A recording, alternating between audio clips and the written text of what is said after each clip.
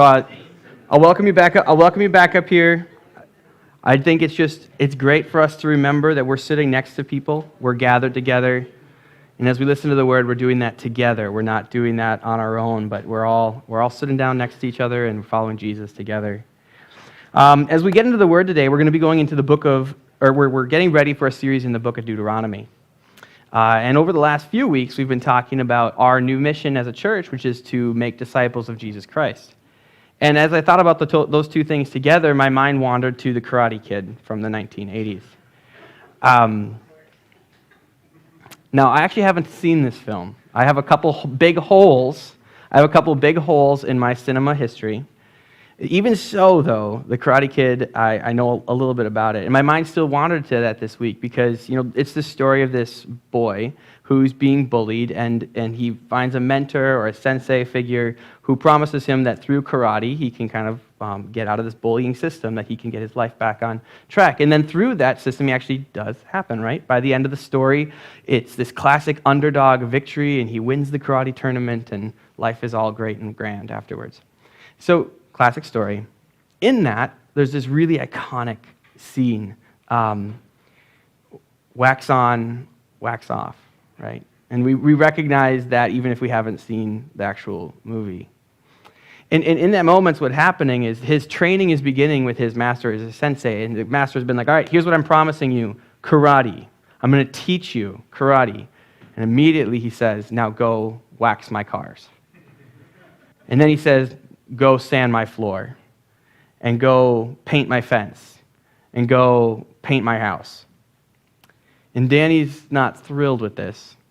He comes and eventually he's like, what gives?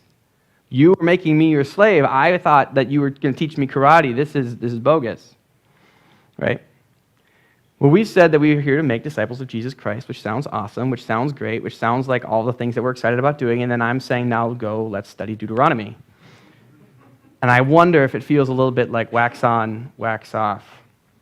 But within the story of Karate Kid, his sensei teaches him, he says, it's the very muscle memory that you develop when you are waxing or when you're sanding the floor, or when you're painting, that's going to provide the methodology, the muscle memory to build karate on.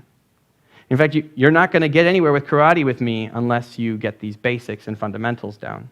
And so the stuff that you find annoying, obnoxious, boring, fundamental, is actually the building blocks to this bigger thing that I'm calling you to. And I think it's the same stuff for us. Being in Deuteronomy and being in the law are the fundamentals that Jesus expects of us, that Jesus wants from us, in order to understand when he says, come follow me, to know what he means. So today, instead of going into Deuteronomy, what I want to do is go to Jesus' words and see that this is his call, not mine. It's his call to go to Deuteronomy, to study it and love the law, not mine. So, if you will, and if you got Bibles with you, you can head over to Matthew chapter 5. You can pull them up on phones. That works just fine. I'll have it behind me as well.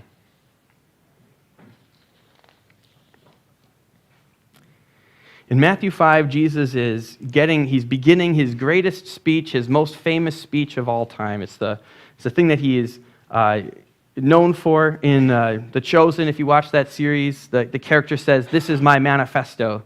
I don't know if that's exactly the best way to put it, but it's a way of capturing that this is the beginning of Jesus' teaching. And so he's opened up, he's shared his Beatitudes, and he's right here sort of at the second half of his introduction in Matthew 5, verse 13. And we hear Jesus say this, you are the salt of the earth, but if salt has lost its taste, how shall its saltiness be restored? It's no longer good for anything except to be thrown out and trampled under people's feet. You are the light of the world. A city set on a hill cannot be hidden. Nor do people light a lamp and put it under a basket, but on a stand. And it gives light to all in the house. In the same way, let your light shine before others so that they may see your good works and give glory to your Father who is in heaven. So as Jesus is preparing for us to follow through his opening teaching and see the Sermon on the Mount, he begins with this sort of introduction, this sort of preface. And in it, he calls us salt. He calls us a salt and life lifestyles. And then he locks all of that in and says, here's what I'm talking about. I'm talking about your good works, so that they may see your good works and give glory to your Father who is in heaven. Now, this is a Protestant church. We have an ancestry that goes back to Martin Luther, who basically went to the Catholic Church and said, good works, no. We are not called to good works and therefore gain salvation through our good works. We're called to grace and faith. And so, faith alone, sola fide, is the mantra of the Protestant, which means we're queasy. When Jesus says, I'm going to start my conversation with you, my talk to you, by saying, I'm talking about your good works. The Sermon on the Mount is about your good works. We're a little uncomfortable, but it's Jesus, so we can trust him and we'll keep going with it. And he describes these good works with two metaphors. He says, I'm calling you to a salty lifestyle, salty good works, and I'm calling you to light, to have works that give off light. So your good works have some sort of public social component to them.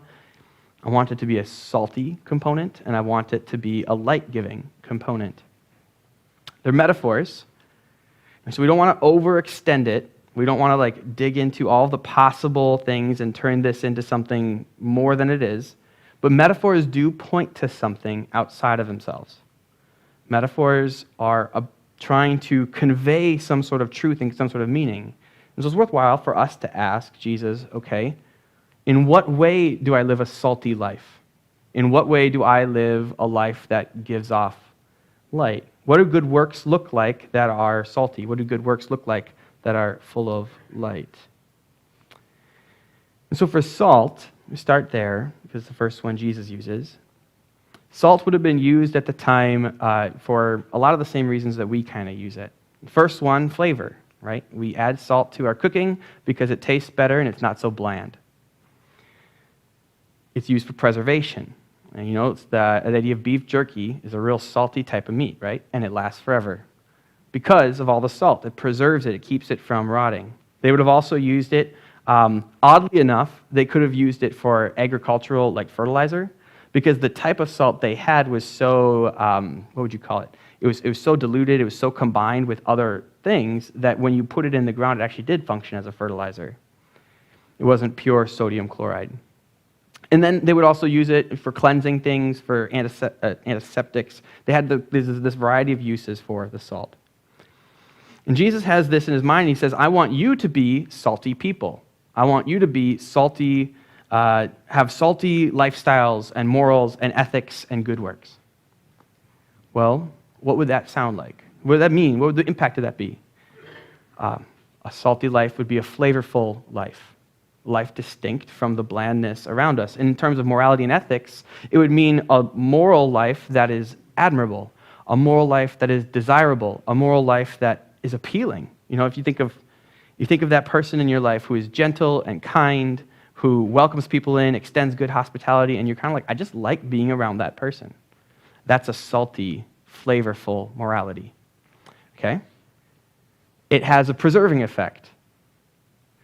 There's a component of your lifestyle should be the type of life that if you've got a group of friends and then they go off and you're not in the group, you hear the stories of what they get up to. And you're like, man, that wasn't good for anybody. But then when you're present in the room, you're maybe not judgmental and goody two-shoes, but there's an impact that you have on the group. There's an impact that draws those people to a different way of living that's actually healthy for them, that's better and more positive and wholesome. People have used the idea of we're called to be thermostats, not thermometers. When we're in a room, we set the moral temperature. We set the wholesomeness level. We don't just reflect whatever's present there. And so salt has this kind of idea of preservation of what is good, prevention of corruption, kind of that dynamic in the way that we live. It has this idea of flavorful, admirable, winsome in our morality, in our ethics, in our good behavior and actions. Okay, so that's the picture of salt. And then you've got this picture of light. We're supposed to be like cities on a hill. And so when my mind, as I imagine this, and I think as Jesus' crowd of people listening to him, or imagine this, they're thinking of Jerusalem. Jerusalem is a city literally on a hill. And if you travel to Jerusalem, you have to travel kind of up this hill to get there. And so as dusk starts to settle, all the lamplight of the city starts shining and becoming more and more obvious. And the city stands out from the darkness. And you know where you're going. You know your destination as you're traveling on the roads. You can see, and you've got like a trajectory and a compass to head there. Or, and this was, I hadn't never thought about it this way before, but one commentator was saying, in the middle of the day, these cities were made from limestone. And the sun would beat down on the limestone, and it would be more reflective than the rest of the environment. And so even in the middle of the day, it's like walking into a snow, like a pile of snow, and like you're kind of squinting because of the reflection back. Same type of idea with the cities. They would stand out from the surrounding bland countryside as they shine on the hilltop and reflect the sun. What's his point? Jesus is saying, I want you to stand out. Be light in darkness. I want you to provide a compass for people around you, that they could understand where they're going and understand where they are in this journey of life, so that they can recognize where home is. I think there's a sense, too, as Jesus extends the metaphor and he talks about light in a room. Like, don't hide your candle, right? But be in the room. You do that so that you're not stumbling around, hurting yourself. Like, if you've got kids sleeping on the floor, you don't step on them and give them stomach trauma. Like, all this different stuff that you're doing to avoid the danger of darkness. Light protects people. And so Jesus is calling us to good works. That's what the Sermon on the Mount is about here. He's calling us to a morality and an ethics that provides some sort of a moral compass, that extends safety and light to the people around us and to us. And so we have these two pictures. There's winsomeness, flavorfulness, wholesomeness, preservation of what is good, not what is evil, moral compass in the sense of light, providing safety to the people around us so they're not stumbling around in the dark. Jesus says, this is the type of person I want you to be if you are to be my disciple. Remember, the crowd gathered around Jesus are all the people who want to follow him. They're the people who want to be his disciples. They're the people who want to see what Jesus has for them as the Messiah and as their king. And so they want to say yes to him. They want to follow him. He's saying, excellent, if you want to come follow me. Step one, be salt and be light. I care about your actions and I care about your good works. Now, the question would be, why? Like, what's the reason for that? There could be a couple different reasons. I think of, as parents, sometimes we do this thing with our kids where we're like, hey, we want you to be the best. We want you to stand out. I want you to be like light in darkness. I want you to be like, salt or whatever. Why? Because I want you to stand out, and I want everybody else to see that you stand out. I want you to get the job. I want you to have the excellent life. I want you the best for you. So don't settle for normal. But that's not what Jesus says. Jesus does not say, I want you to be salt and light so you stand out in a crowd, everybody looks up to you and gives you the best jobs and gives you the best life. Jesus says, be salt and light so that they may see your good works and give glory to your Father who is in heaven. So Jesus' desire for us is to live these distinctive lives, not bland lives, different moral lives than the lives of the world around us, lives that give off light. But he wants that for the sake of the people who aren't in the crowd. The crowd is gathered, and he says, this isn't for you and about you. This is about the people who aren't here in the room. I desire that they would see the glory of God through you.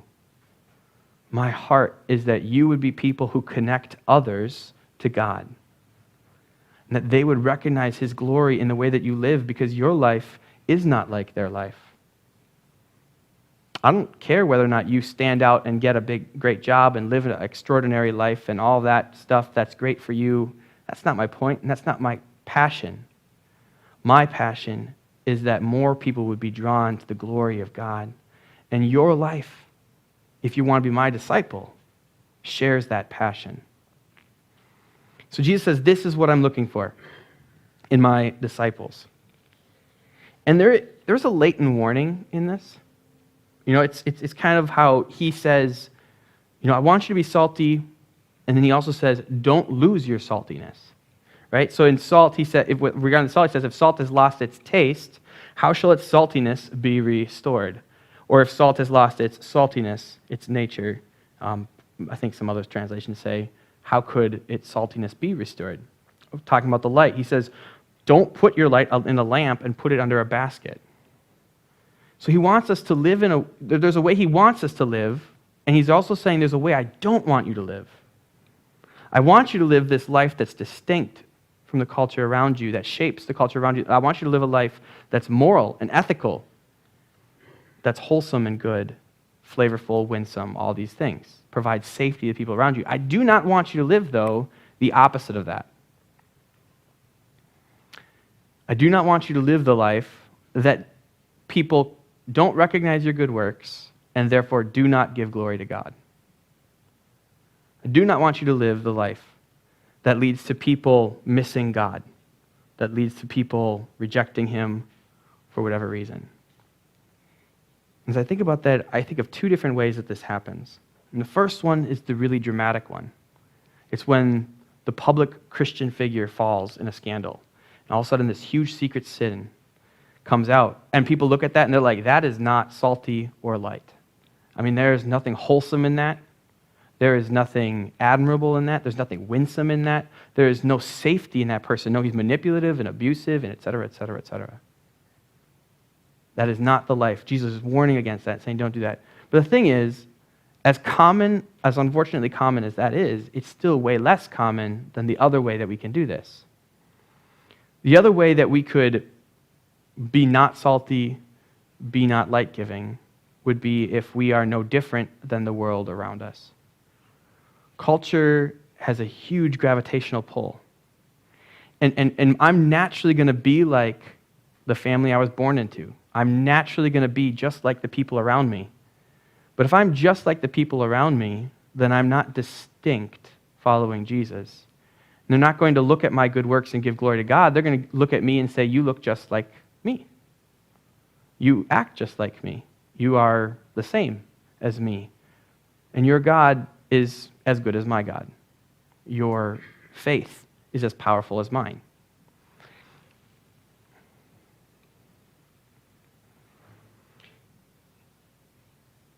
Jesus makes a point of saying this is not the way he wants us to live. Certainly not living in scandal. But just as much so, and what is, I think, far more common, he's saying, I don't want you to just be the same as the world around you, adopting their morality, their ethics, the things that feel right, and just yeah. And so I'm willing to say, as I'm reading Jesus, and I think Jesus is saying this, that the mark of lost saltiness and the mark of an absence of light in the way we live is a life that blends into our surrounding culture. If that's the case, Jesus calls each of us and says, I do want you to be my disciples, and I know you want to be my disciples. You want to follow me, and I want you to live this life that's different. Where do we get the morality that Jesus is talking about? Where do we get the ethical way of approaching life that Jesus is talking about? How do we live out good works that Jesus says are salty and light-giving? We could be asking questions like, how do we understand the ethics of Jesus' kingdom? Well, if this is what Jesus is going after, he's ready to answer that question in the next sentence. We keep reading in verse 17. It says, don't think that I've come to abolish the law or the prophets. I have not come to abolish them, but to fulfill them. For truly I say to you, until heaven and earth pass away, not an iota, not a dot will pass from the law until all is accomplished. Therefore, whoever relaxes one of the least of these commandments and teaches others to do the same will be called least in the kingdom of heaven. But whoever does them and teaches them will be called great in the kingdom of heaven.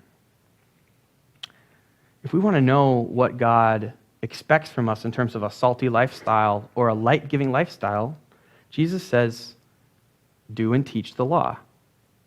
The law is going to help us understand the morality and the ethics of Jesus' kingdom, and it comes from outside of our culture, and it speaks into our culture. It will shape us, making us salty, making us light-giving people. Okay. Jesus does this by saying two things, though. There's two parts to his thought here. First, he says, I came to fulfill the law and the prophets. And then he says, do and teach them. Like, you also should do and teach these things. So let's just kind of think about those, examine those. First of all, he says, I came to fulfill. This one is the Protestant mantra right here. This is what we get excited about as Protestants. Jesus came to fulfill the law and the prophets. All right. How did he do this? Through obedience, through sacrifice, and through blessing. Jesus lives the life that we could never live, and he dies a life that we can't die to extend the love of God to us that we don't deserve. And it's by grace. The life that Jesus lives, he lives under the law. The law demands an obedience. And Jesus lives a life of obedience and faithfulness to God. He gets to the end of his life, and the court system, which is trying to operate within the law's legal system, comes to him and says, all right, we want to accuse you. We want to put you on trial, put you to death for being a lawbreaker. And they can't do it. They can't get within their own legal system a judgment against Jesus. You know, one guy comes up and says he did this one thing which broke the law, but nobody else will say, well, yeah, that's true. And so that witness is null and void. Somebody else gets up and says, well, I heard him do this that breaks the law, and nobody else would say that that's true. And so that witness is null and void. Jesus lives a life that is obedient and faithful to God. And even his opponents can't get something to stick to him. But his obedience does not lead to his blessing. His obedience leads to his sacrifice.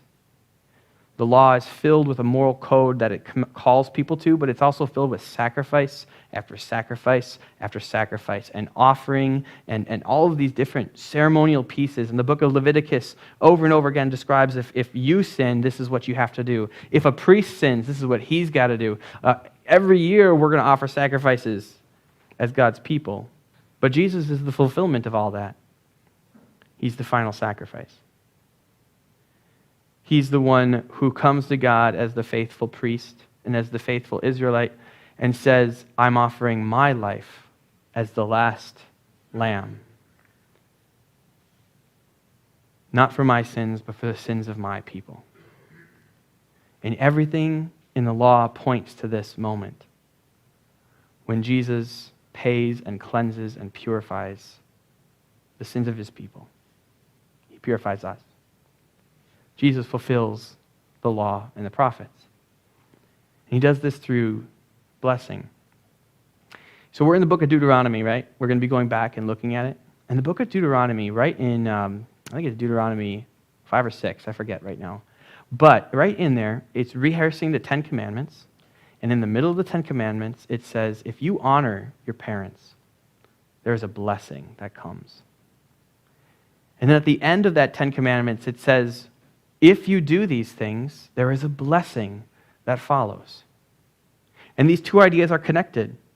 God is saying, I'm giving you a law and a covenant and a promise. There are blessings that come from obedience to this. There's blessings that come from living in my law, living with my covenant. The first and greatest blessing is my presence with you. I'm your God. I'll defend you. I'll fight for you. I'll provide for you. I'll be with you. The law is not all bad news, as much as sometimes we maybe kind of like to talk about it that way. The law is the place where we see the blessings of God promised to his people. And Jesus is the fulfillment of those blessings. It's through Jesus that we get to have God's presence with us. It's through Jesus that we get to be his people. It's through Jesus that we get to inherit the earth. It's through Jesus that we get to be restored back to Eden. It's through Jesus that the new Jerusalem comes down and God dwells with his people. It's through Jesus that all of this happens, that the world is redeemed and restored. It's through Jesus that the nations come and acknowledge, wow, God is glorious. Jesus is the fulfillment of the law and the prophets in his obedience, in his sacrifice, in the blessings that he makes possible to us.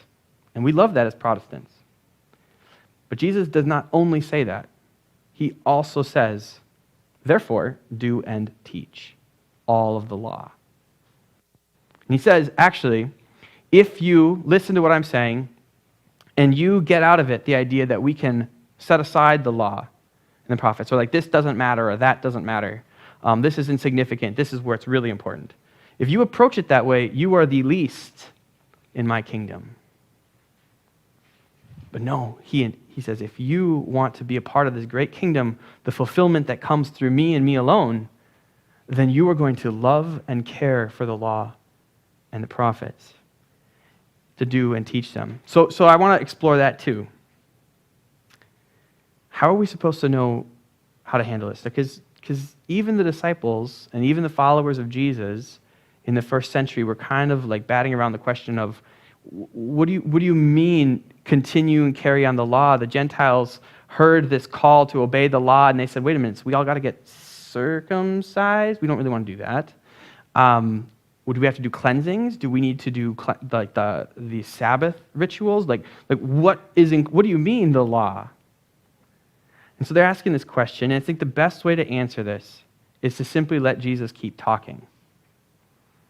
And if you look at the rest of what Jesus says in the Sermon on the Mount, he does not go back to the rituals and the cleansings.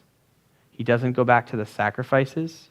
He doesn't go back to the wear this type of clothing, but don't combine it with this type of clothing.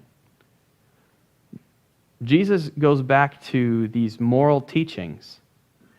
Don't murder, okay? And then he takes it from the simple statement, don't murder, and he brings it into the application. The fulfillment of don't murder is don't hate. Don't speak in wrath and anger. Don't harbor inside of you this antagonism against another person. Jesus says, the other real famous one in here is, you heard it said, don't commit adultery. But that's not about just being faithless to your spouse. That's about living a life where you are seeing people lustfully inside. The heart and the fulfillment of the law of God is this internal dynamic, that your heart loves God and loves others. And so Jesus defines himself, right? We let Jesus define himself, and he says, this is the fulfillment of the law. All of the sacrifices continue in Jesus because he is the final sacrifice. All of the rituals are fulfilled in Jesus and continue because he is the end of all of those rituals. And all the morality is found in Jesus, but then he extends it to us and calls us to participate in that morality, in that ethics, in that salt, and in that light lifestyle. And so we're used to, so that's how I would answer that question. Go to Jesus, let him defend himself. Listen to the rest of the Sermon on the Mount. See what he brings up when he says, obey all of the law and the prophets. But I want to say this other thing too. Jesus calls us to an internalizing of the law. It's not enough to simply get through all of the steps and check off, I never murdered anybody, I was faithful to my wife, ... Jesus says it's about your heart attitude. There has to be faithfulness from your heart attitude. However, that does not mean that Jesus says you can live out an internal faith with me and you're good to go. You don't have to worry about anything external. If you read the Sermon on the Mount, Jesus calls us to as much external behavior as he calls us to internal heart attitude. There's no way to come to Jesus and be like, I said all the right things, I believed all the right things, I had my heart and it never lusted and it never did any of this stuff. I had this generous heart life, and then Jesus is like, awesome, so what did you do with that? And he's like, I did nothing. No, Jesus is like, it looks like giving your cloak to the person who's oppressing you, who's taking advantage of you. It looks like going the extra mile. It looks like actually turning your other cheek when people insult you versus punching them back but being like, no, I forgive that person. External, internal. Nothing is left off the table. Salt, light. Where does all this stuff come from? Where does Jesus get his source material? From Deuteronomy. From the law. That's his point. You want to come follow me? Thank you, crowd, for gathering here. Here's what I want us to do. I want us to love the law of God. I will fulfill it. You will do and teach it. So Jesus' fulfillment insists that we live out the law. And remember why? It's for the sake of those around us. He said it was for the sake of other people being connected to God, other people glorifying God, other people getting to experience the nature and character and heart of God and glorifying Him. We don't do this so that we stand out and think that we are great. We don't do this so we stand out in a crowd and everybody looks and says, you know what, we'll have them as our presidents and as our leaders and as our governors and as our kings. No, we do it out of service and love for the world around us because we believe that God is what they need. It's what we need. And we want to extend that and connect people to Him. So how do we know what God wants us to do? How do we know what Jesus means when He says, live a salty life that's distinct from the world around you? We go read Deuteronomy. We ask the questions, Jesus, what is the heart of God in these commands? What is the way you are calling me to live that's distinct from my culture and it's following you? And we let Jesus interpret that for us. All right. Jesus says one more thing as He's introducing and He's about to go into His speech proper. He wraps up this little introduction section by saying, for I tell you, unless your righteousness exceeds that of the scribes and Pharisees, you will never enter the kingdom of heaven. I feel kind of like He's ping-ponging us a little bit here. He calls us to holy living, and then He gets to the end and He says, just so you know, I want to set the expectation, set the bar for you. You got to exceed that of the scribes and the Pharisees. So the scribes and Pharisees, right, they are the villains of the Gospels. They're not the villains of their day and age, though. They're the respected, admired people. They're the pastors. And not in the we don't trust pastors anymore way, but in these are the people that we trust. And so there's three different ways, I think, that we could take what Jesus is doing here. We could run with the Gospel's picture of the scribes and Pharisees. At this point, John's already called them out as a bunch of vipers, right? So Jesus could be saying, you can't be pharisaical, hypocritical people if you want to be part of the kingdom of God. That would be true, but it doesn't enhance His point in any way. There's no rhetorical value to that. It doesn't fit the context of what He's going after here. He's already said that He wants us to live holy lives. Going back and saying, and the standard I'm setting for you is don't be scumbags, doesn't do anything. So He's not saying these are the lowest of the low, don't be like them. He's also not saying, just do your best. These guys are just like you, right? The scribes and the Pharisees, they're the same as you. They're doing their best. They're trying as hard as they can to be righteous. And so, we're all in the same boat here. We have to be better than the average. Now, the scribes and Pharisees, in that case, there's no point in highlighting any particular people or any particular type of person. The only real way to take this is He's saying the scribes and the Pharisees are the ones who would probably say something like I just said, aren't they?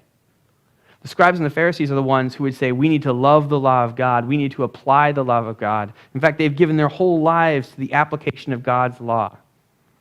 They've given their whole lives to calling you to live distinct lives, Israel. Okay? What I'm saying is your righteousness, your salty lives, your good works, need to go way past that. Their righteousness is not enough for the kingdom of heaven.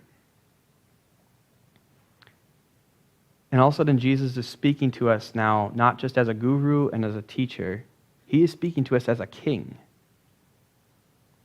You want to be in my kingdom? You want to be citizens here? Then your righteousness can't simply be matching the holiest people you know. The people who love the law and have treasured it like no one else. That's not what I'm talking about. And then again, Jesus goes on to explain what He's talking about. And everybody in the mountain at the countryside is hearing this, and they're shaking a little bit. Well, then who gets into the kingdom if the holiest among us aren't righteous enough? And then Jesus keeps talking, and he says, the internal and the external. Whole love for God in every way, internal and external. Whole love for your neighbor in every way, internal and external. And that point is reinforced and reinforced and reinforced. Who's going to be allowed into the kingdom? It seems like no one. And so Paul reflects back over the life of Jesus, over the story of our King. And he says this,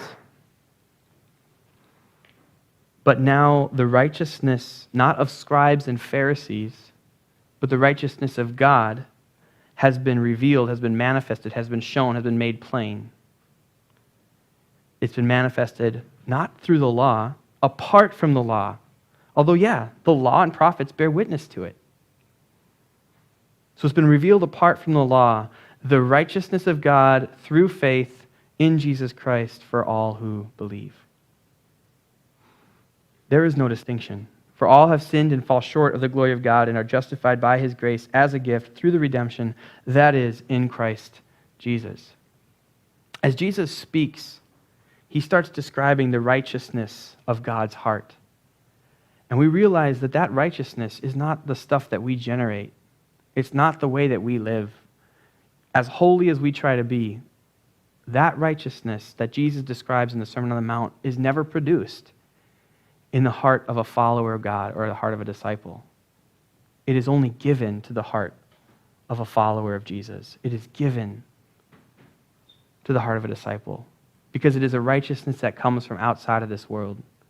It's the righteousness of God given to us and revealed to us. And the law and the prophets describe it.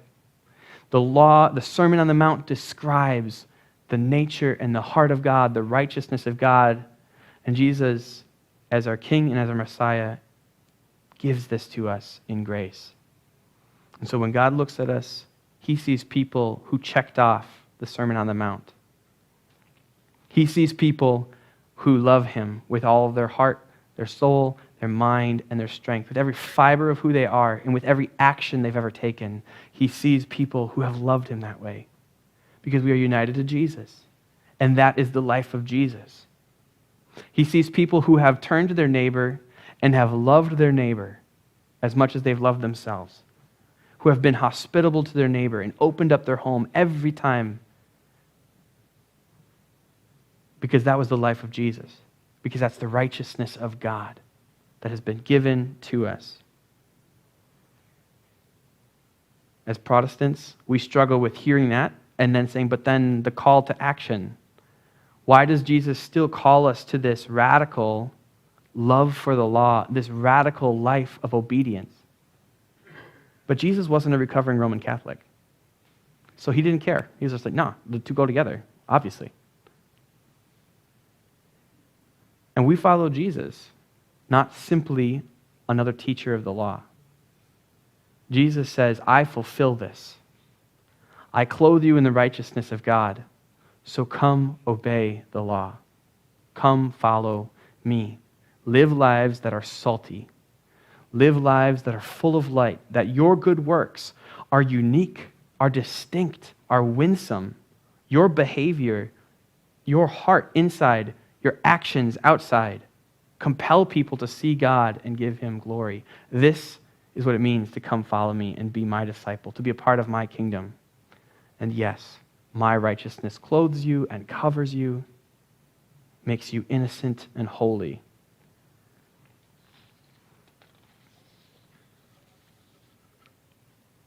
So for us, we are going to wax on and wax off to tie it all back together.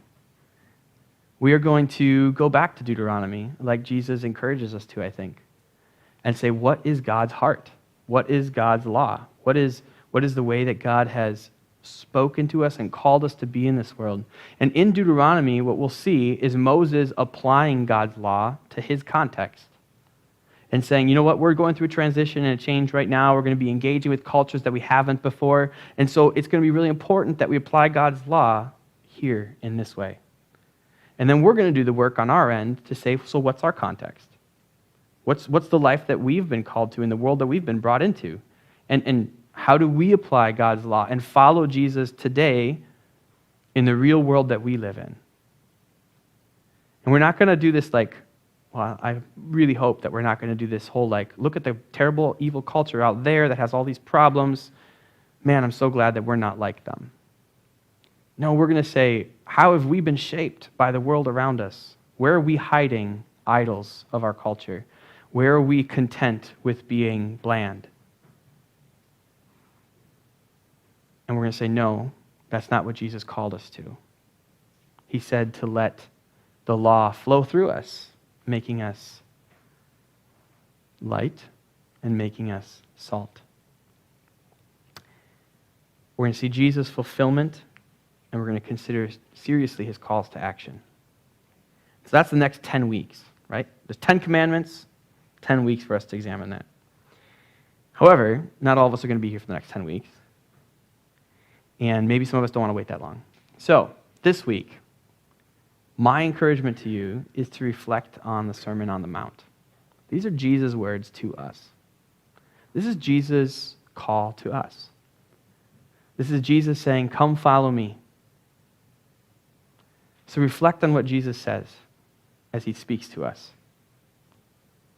And then ask, how do I apply this?